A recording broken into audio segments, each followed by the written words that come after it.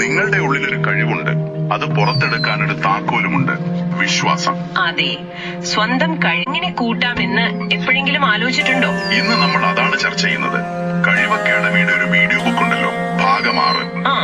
അതിലെ ആശയങ്ങൾ വെച്ചാണ് നമ്മൾ സംസാരിക്കുന്നത്. വിശ്വാസത്തിന്റെ ശക്തി ഉപയോഗിച്ച് കഴിവ് എങ്ങനെ വളർത്താമെന്ന്.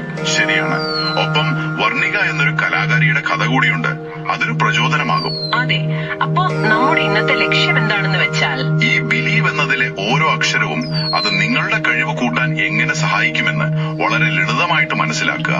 കഴിവ് അക്കാദമിയുടെ വീഡിയോ ചർച്ചയും പിന്നെ വർണികയുടെ അനുഭവങ്ങളും അതാണല്ലോ നമ്മുടെ അടിസ്ഥാനം. ഇവിടെ കഴിവെന്ന് പറയുമ്പോൾ ശ്രദ്ധിക്കേണ്ട ഒരു കാര്യമുണ്ട്, അത് ജന്മനാ കിട്ടുന്നത് മാത്രമല്ല, പരിശീലനത്തിലൂടെ നമുക്ക് നേടിയെടുക്കാൻ പറ്റുന്ന ശേഷി കൂടിയാണിത്. കഴിവ് അക്കാദമി അത് വ്യക്തമായി പറയുന്നുണ്ട്. ശരിയാണ്. അപ്പോ ആ വീഡിയോയിൽ പറയുന്ന പോലെ ഈ വിശ്വാസം എന്ന് പറയുന്നത് അത് നമ്മുടെ നിലനിൽപ്പിന് തന്നെ അടിസ്ഥാനമാണ്. മൂല്യങ്ങൾക്ക്, പിന്നെ മുന്നോട്ട് പോകാനുള്ള ഒരു ഊർജം, ലക്ഷ്യബോധം, ഇതിനൊക്കെ അത് ബന്ധങ്ങളെയും എന്തിനധികം സമൂഹത്തെയും ബലപ്പെടുത്തുന്നുണ്ട് എന്ന് പറയുന്നു. തീർച്ചയായും. ജീവിതത്തിലെ പ്രശ്നങ്ങളൊക്കെ വരുമല്ലോ. അതെ, തടസ്സങ്ങള്, അതിനെയൊക്കെ മറികടന്ന് ലക്ഷ്യത്തിലെത്താൻ ഈ വിശ്വാസം സഹായിക്കും. ശരിക്കും. ഇതിലെല്ലാം ഏറ്റവും പ്രധാനം എന്താണെന്ന് വെച്ചാൽ നമ്മളിൽ തന്നെയുള്ള വിശ്വാസമാണ്, സെൽഫ് ബിലീഫ്. അതാണ് കാര്യം, സ്വയം വിശ്വസിക്കുക. അതെ, അവിടെയാണ് തുടക്കം. ഈ സ്വയം വിശ്വാസം കൂട്ടാൻ കഴിവ് അക്കാദമി ബിലീവ് എന്ന വാക്കിന് നല്ലൊരു ഘടന കൊടുക്കുന്നുണ്ട്. ഓരോ അക്ഷരത്തിനും ഓരോ അർത്ഥം, ഓരോന്നും കഴിവ് വളർത്താനുള്ള ഓരോ സ്റ്റെപ്പ് പോലെ. അതെ. എന്നാ പിന്നെ നമുക്ക് ആ ഘടനയിലേക്ക് ഒന്ന് കടന്നാലോ? ആദ്യത്തെ അക്ഷരം ബി. ബ്രേവറി, ധൈര്യം. ധൈര്യം, അതായത് പ്രതിസന്ധികൾ വരുമ്പോൾ പേടിക്കാതെ നിൽക്കാനുള്ളൊരു ചങ്കൂറ്റം. അതെ, പുതിയ കാര്യങ്ങൾ ചെയ്യാനും ചിലപ്പോ കുറച്ച് റിസ്ക് എടുക്കാനുമുള്ള ധൈര്യം. വർണികയുടെ കഥയിലും ഇത് കാണാം. അവൾ ആ ധൈര്യം നേരത്തെ തന്നെ കാണിച്ചു തുടങ്ങിയിരുന്നു, അല്ലേ? കാണിച്ചിരുന്നു. അപ്പോ അടുത്ത അക്ഷരം ഇ. എംപതി, അനുഭാവം. മറ്റൊരാളുടെ എന്താ പറയാ, ഷൂസിൽ കയറി നിന്ന് ചിന്തിക്കുക എന്ന് പറയില്ലേ, അവരുടെ ഫീലിങ്സ് മനസ്സിലാക്കുക. വർണികയുടെ കഥയിൽ ഇത് വ്യക്തമാണ്. മീൻ കൊത്തിയെ വരയ്ക്കാൻ വേണ്ടി അവൾ ആ പക്ഷിയുടെ സ്ഥാനത്ത് നിന്ന് ചിന്തിക്കുന്നു. അതിന്റെ ചലനങ്ങൾ, അതിന്റെ ഒരു രീതി, അതൊക്കെ മനസ്സിലാക്കാൻ ശ്രമിക്കുന്നു. ആ അനുഭാവം അവളുടെ വരയ്ക്ക് ജീവൻ കൊടുക്കുന്നുണ്ടാവും. തീർച്ചയായും. മറ്റുള്ളവരെ മനസ്സിലാക്കുമ്പോൾ നമ്മുടെ പ്രവൃത്തികൾക്കും ഒരാഴം വരും. ശരിയാണ്. ഇനി എൽ, ലവ്, സ്നേഹം.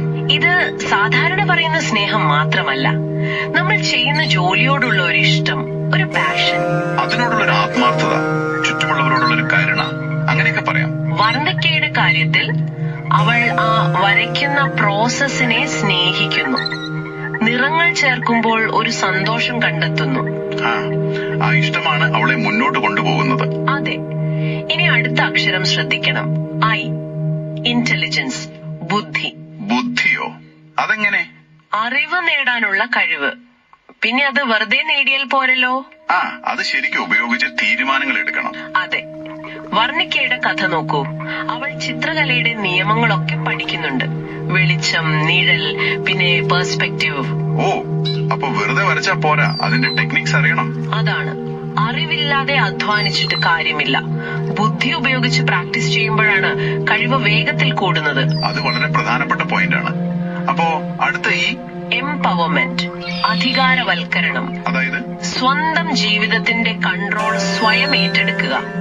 എന്റെ വളർച്ചയുടെ ഉത്തരവാദിത്തം എനിക്കാണ് എന്നൊരു തോന്നൽ, ആ ഒരു ആത്മവിശ്വാസം. വർണ്ണികയുടെ കഥയിൽ അവളുടെ അമ്മൂമ്മ അവളെ പ്രോത്സാഹിപ്പിക്കുന്നുണ്ട്, സ്വന്തം വഴി കണ്ടെത്താൻ. അതെ, എന്ത് പഠിക്കണം, എങ്ങനെ മുന്നോട്ട് പോകണം എന്നൊക്കെ അവള് തന്നെ തീരുമാനിക്കുന്നു. ആ ഒരു ഫ്രീഡം, ആ റെസ്പോൺസിബിലിറ്റി, അതാണ് എംപവർമെന്റ്. അതിലൂടെയാണ് ഓരോരുത്തരും വളരുന്നത്. ശരി, അടുത്തത് വി. വിഷൻ, ദർശനം, ഒരു ലക്ഷ്യബോധം. അതെ, വ്യക്തമായ ഒരു ലക്ഷ്യം മനസ്സിൽ കാണാനുള്ള കഴിവ്. വർണ്ണിക ആ ബ്രഷ് എടുക്കും മുൻപേ ആ മീൻകൊത്തിയുടെ ചിത്രം മനസ്സിൽ കാണുന്നുണ്ട്, ആ പൂർത്തിയായ ചിത്രം. ഈ ദർശനമാണ് നമുക്ക് വഴി കാണിച്ചു തരുന്നത്, എങ്ങോട്ട് പോകണമെന്നൊരു ദിശ തരുന്നതും. ലക്ഷ്യം ക്ലിയർ അല്ലെങ്കിൽ യാത്ര പാടുമല്ലോ. അവസാനത്തെ ഈ.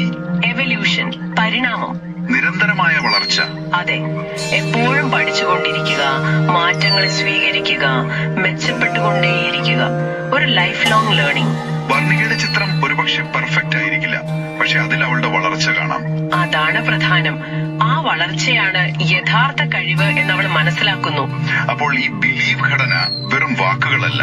അല്ല, അതൊരു ജീവിത രീതിയാണ്. കഴിവ് അക്കാഡമി അതാണ് പറയുന്നത്. നമ്മുടെ ചിന്തയിലും പ്രവൃത്തിയിലും തീരുമാനങ്ങളിലും ഒക്കെ ഇത് വരണം. അപ്പോഴാണ് ശരിക്കുള്ള കഴിവ് പുറത്തു വരുന്നത്. വിശ്വാസം നമ്മുടെ ഉള്ളിലെ ആ ഒരു ശക്തി വർദ്ധിപ്പിക്കും. അതേസമയം ഈ ബിലീഫ് തത്വങ്ങൾ ശക്തി തരുമെന്ന് പറയുമ്പോൾ തന്നെ ഇതിന്റെ ഓപ്പോസിറ്റ്, സംശയം, അതൊരു വലിയ കെണിയാണ്. വീഡിയോയിലും അതിനെക്കുറിച്ച് പറയുന്നുണ്ട്. വിശ്വാസമില്ലായ്മ, സ്വയം സംശയിക്കൽ, ഇതൊക്കെ അപകടമാണ്. തീർച്ചയായും പല മാനസിക പ്രശ്നങ്ങൾക്കും ശാരീരിക അസ്വസ്ഥതകൾക്കും കാരണം ഈ വിശ്വാസക്കുറവും സംശയവുമാണെന്ന് വീഡിയോ സൂചിപ്പിക്കുന്നുണ്ട്. നെഗറ്റീവ് ചിന്തകൾ നമ്മുടെ സിസ്റ്റത്തിന് ആകെ താളം തെറ്റിക്കും. അതെ, അതുകൊണ്ട് സ്വയം വിശ്വസിക്കേണ്ടത് ആരോഗ്യത്തിനും നല്ലതാണ്. പക്ഷെ ഇതൊരു ഒറ്റ ദിവസം കൊണ്ട് ഉണ്ടാവുന്നതല്ല. നിരന്തരമായ ശ്രമം വേണം. പോസിറ്റീവ് ശീലങ്ങൾ വളർത്തിയെടുക്കണം. അതെ. അപ്പൊ നമ്മൾ ഇത്രയും നേരം സംസാരിച്ചതിന്റെ ഒരു കാതൽ എന്താണ്? നിങ്ങളുടെ കഴിവ് വളർത്താനുള്ള ഒരു പ്രാക്ടിക്കൽ ഗൈഡാണ് ഈ ബിലീവ് ചട്ടക്കൂട്. വിശ്വാസം എന്ന് പറയുന്നത് വെറുതെ ഇരിക്കുന്ന ഒന്നല്ല, അതൊരു ആക്റ്റീവ് പ്രോസസ്സാണ്. ധൈര്യം, അനുഭാവം, സ്നേഹം, ബുദ്ധി, അധികാരവൽക്കരണം, ദർശനം, പിന്നെ നിരന്തരമായ പരിണാമം, ഇതെല്ലാം ചേർന്നൊന്ന്. ഇത് കേൾക്കുന്ന നിങ്ങൾക്കായി ഒരു ചോദ്യം ചോദിക്കാം. ആ വീഡിയോയുടെ അവസാനം ചോദിക്കുന്ന അതേ ചോദ്യം. ചോദിക്കൂ. ഈ ബിലീഫ് ചട്ടക്കൂടിലെ 7 തത്വങ്ങളുണ്ടല്ലോ: bravery, empathy, love, intelligence, empowerment, vision, evolution. ഇതില് ഏതിനാണ് ഇപ്പോൾ നിങ്ങളുടെ ജീവിതത്തിൽ കുറച്ചുകൂടി ശ്രദ്ധ കൊടുക്കണം എന്ന് തോന്നുന്നത്? നല്ല ചോദ്യമാണ്. ആ ഒരു കാര്യത്തിൽ കൂടുതൽ ശക്തി നേടാൻ നിങ്ങൾക്ക്, അതായത് കേൾക്കുന്ന ഓരോരുത്തർക്കും സ്വയം എന്ത് ചെയ്യാൻ കഴിയും? അതിനെക്കുറിച്ചൊന്ന് ആഴത്തിൽ ചിന്തിക്കുന്നത് നല്ലതാണ്. തീർച്ചയായും സ്വയം വിശ്വസിക്കുക. നിങ്ങളുടെ കഴിവുകളെ ഉണർത്താനുള്ള ആ യാത്ര തുടർന്നുകൊണ്ടേയിരിക്കുക.